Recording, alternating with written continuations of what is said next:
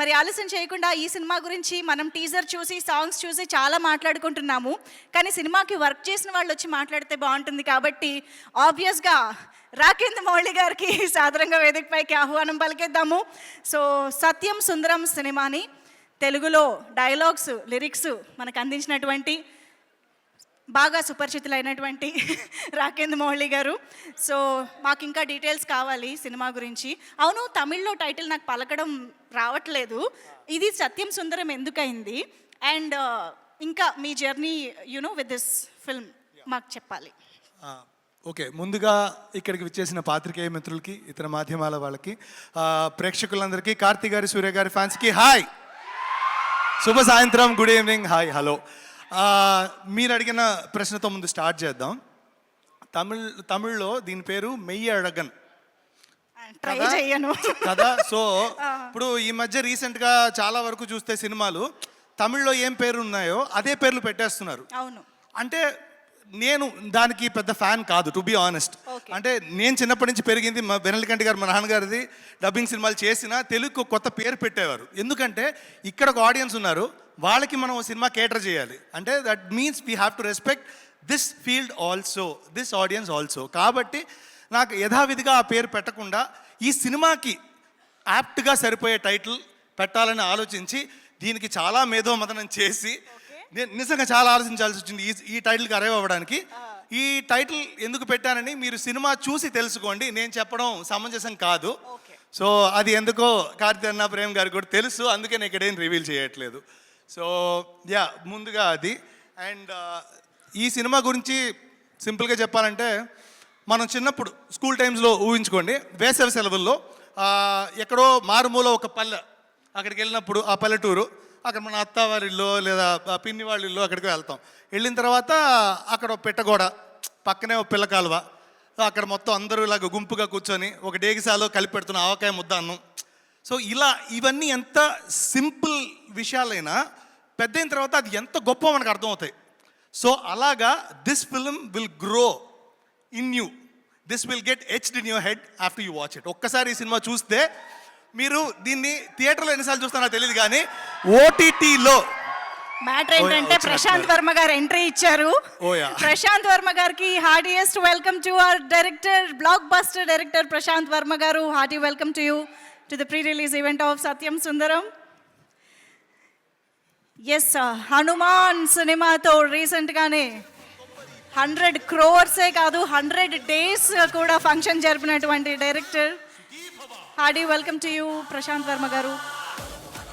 Yes please, over to you again. Sorry, hi brother, welcome, hi. So అది చెప్తున్నాం కదా, అంత సింపులెస్ట్ ఎమోషన్స్ ఎంత గొప్పవో మనకి లేటర్ ఇన్ ద లైఫ్ అర్థం అవుతాయి కదా. అలాంటి ఒక సినిమాగా ఇది అందరి మదిలో నిలిచిపోతుంది అనేది నా ఉద్దేశం.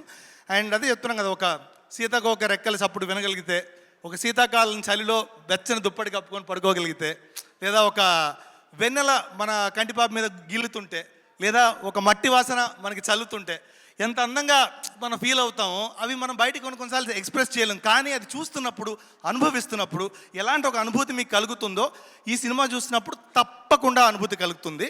అండ్ రీసెంట్గా దాదాపు యాక్షన్ బేస్డ్ ఫిల్మ్స్ కంటిన్యూస్గా అవే వరుస పెట్టి సరంలాగా పేలుతూ వస్తున్నాయి. ఆ సరం మధ్యలో ఇదొక అందమైన చిచ్చుబుడ్డి, ఒక అందమైన భూచక్రం, అలాంటి ఒక ఫీలింగ్ అనిపిస్తుంది. This is what is Satyam Sundaram when I watched it for the first time. And కొన్ని సినిమాలు మనం మనీ ఓరియంటెడ్గా మానిటర్ పరంగా చేస్తాం, కొన్ని మనసుకు నచ్చి చేస్తాం. ఇది రెండో కేటగిరీ.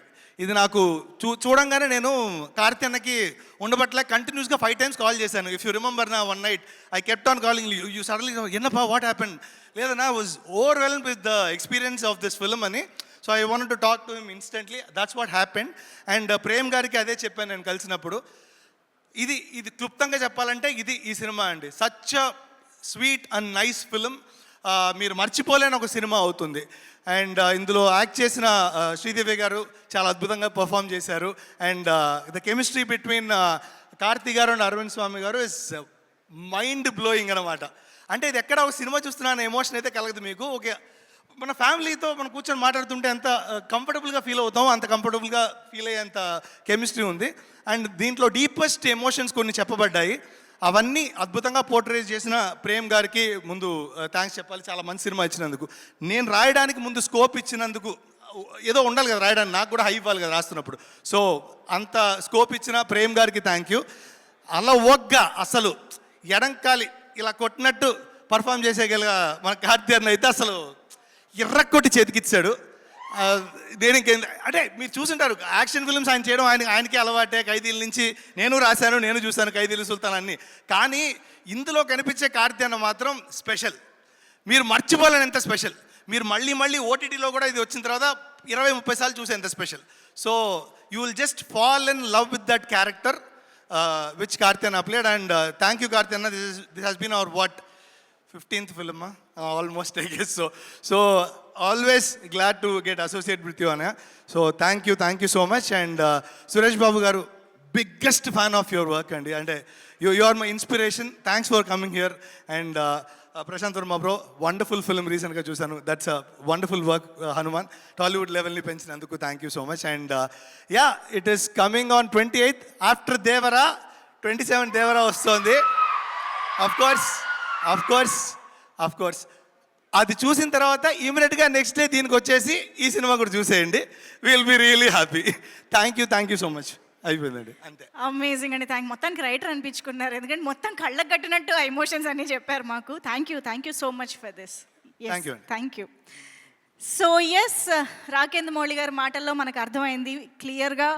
ఈ సినిమా మనకి 96 సినిమా చూసినప్పుడు ఎలా అయితే మీ అందరిలోనూ ఫస్ట్ స్కూల్ డేస్లో ఉన్న లవ్ ఎలా గుర్తొచ్చిందో, ఫస్ట్ లవ్, అలాగా ఈ సినిమా చూసిన తర్వాత మనందరికీ మన మట్టి వాసన, మన ఊరిలోని మట్టి గుర్తు చేయడం అనేది జరుగుతుంది అని అర్థమవుతోంది. సో అంత ప్యూర్ అండ్ ఇన్నోసెంట్ ఎమోషన్స్ని మన ముందుకు తీసుకొస్తూ ఉన్నారు.